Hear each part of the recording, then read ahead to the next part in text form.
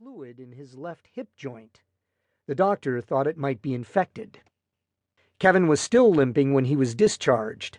He fell 2 days later, and doctors at another hospital found he had a broken leg. They put his leg in a cast, but it caused the little boy so much pain they took it off after 3 days. At that point, he couldn't bear weight on the leg and refused to walk. Lisa took him to another doctor, an orthopedic surgeon. He ordered more x-rays, and these showed some destruction in 2 of the bones in his left leg. Kevin was again hospitalized. The doctor told Lisa he had a tumor in his leg. This difficult time was made even worse by the uncertainty of the situation. As Lisa said, they went through probably a 2-week period of being told he had leukemia, that he didn't have leukemia. It went back and forth.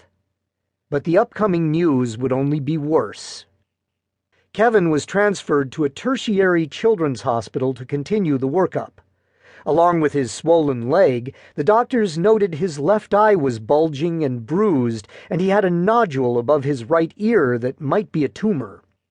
They suspected a neuroblastoma, a cancer that begins in nerve tissue somewhere in the body, often in the adrenal gland above one of the kidneys, and then spreads to other places. An x-ray of Kevin's kidneys showed a mass at the top of his left one.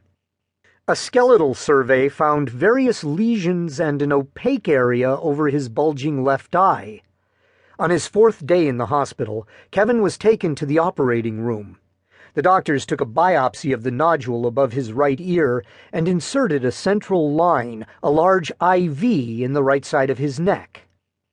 The biopsy confirmed the diagnosis of metastatic neuroblastoma. At least a definite diagnosis had finally been made, but it was not a good one. Kevin began treatment, getting chemotherapy through the central line. The site where the chemotherapy entered his neck became inflamed at times, but overall he tolerated the treatment well. He also started radiation therapy that would continue after he left the hospital, including to his left eye and his left leg. After 10 days, he got to go home. Kevin seemed okay for a while. Lisa showed us pictures of him. The first one was taken before he got sick, and he is laughing, a plump baby with lots of light, curly hair. The other 2 are from later. They reveal a thinner, bald little boy with bruising around his left eye, which looks displaced.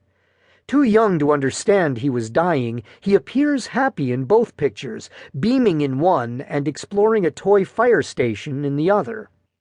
They are heartbreaking. Kevin returned to the hospital 6 months after his first admission. He was bleeding from his gums because the cancer had infiltrated his bone marrow, and it couldn't make enough platelets. He had also developed bruising around his right eye, along with the faded bruising around his left. Lisa said he was blind in the left eye at that point. His disease was considered end-stage by then, meaning the little boy would die soon. But along with a platelet transfusion, he did receive 1 day of chemotherapy and 1 day of radiation to his right eye socket. He was discharged and died 2 days later. Lisa talked about all of this in a calm, unemotional manner. This may have been because Ian and I focused more on the facts than any emotions. Ian did comment that she must have been very affected by Kevin's death, but when she gave little response, we moved on to other matters. We were not expecting her to pour out her heart to us, and we were asking a lot just to have her recount the events of his illness and death. Lisa carried on after Kevin died. Long separated from his father, she had started dating a new man before Kevin got sick. They married following Kevin's death, and Lisa soon gave birth to a daughter, Sarah. The couple divorced after 4 years, and Lisa later remarried again. She had a second son, Jason, and then, 12 years after Kevin died, gave birth to Patrick by C-section. She said that as soon as the nurses handed Patrick to her, she knew that he was connected to Kevin in some way. She didn't have that feeling when her other children were born, but this birth was different somehow. Lisa said she felt empty after Kevin died, wanting him back every day.